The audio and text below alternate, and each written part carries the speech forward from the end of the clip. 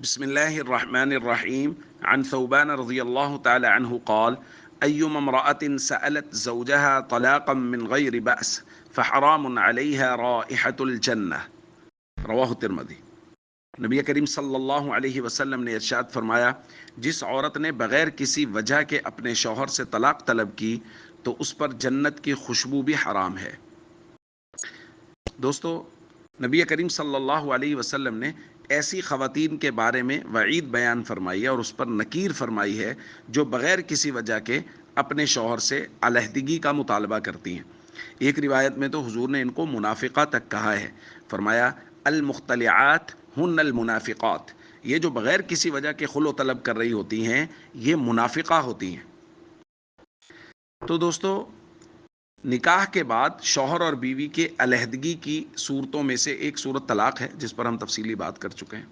اور دوسری صورت خلو ہے کہ عورت جو ہے وہ خلو کا مطالبہ کر لے۔ اس پر تفصیلی بات ہم انشاءاللہ کل کے درس میں کریں گے۔ آج صرف یہ بات ہو رہی ہے کہ بغیر کسی وجہ کے کوئی عورت اگر شوہر سے علیحدگی کا مطالبہ کر رہی ہے تو نبی پاک صلی اللہ علیہ وسلم فرما رہے ہیں یہ منافقہ عورت ہے، اور نبی پاک صلی اللہ علیہ وسلم فرما رہے ہیں جنت کی خوشبو بھی اس پر حرام ہے۔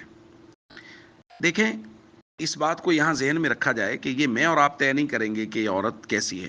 یہ حدیث اس عورت کے ہی لیے ہے اور اس کو ہی سننا اور سمجھنا چاہیے جو اس طرح کا فیصلہ لینا چاہ رہی ہے کہ مجھے اگر میں کسی وجہ کے بغیر ہی اپنے شوہر سے علیحدگی چاہتی ہوں، حالانکہ کوئی وجہ نہیں ہے، کوئی ایسی وجہ نہیں ہے جو کہ علیحدگی کا فیصلہ کر لیا جائے، اتنا بڑا فیصلہ لے لیا جائے، لیکن میں ایسا فیصلہ لے رہی ہوں تو حضور علیہ الصلوۃ والسلام نے میرے بارے میں منافقہ کہا ہے، میرے بارے میں کہا ہے کہ جنت کی خوشبو بھی نہیں پا سکوں گی۔ تو یہ ہر عورت کو جو اس طرح کے فیصلے کے بارے میں سوچ رہی ہے، پہلے اس حدیث کو سننا سمجھنا چاہیے اور اس کے بعد پھر سوچنا چاہیے کہ میرے پاس جو وجوہات ہیں جن کی بنا پہ میں علیحدگی کا مطالبہ کر رہی ہوں، کیا وہ اتنی وزنی ہیں کہ اتنا بڑا فیصلہ لیا جائے؟ تو ہم سب کو چاہیے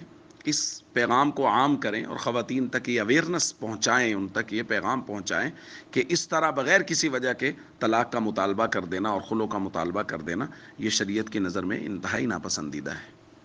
والسلام علیکم ورحمۃ اللہ وبرکاتہ۔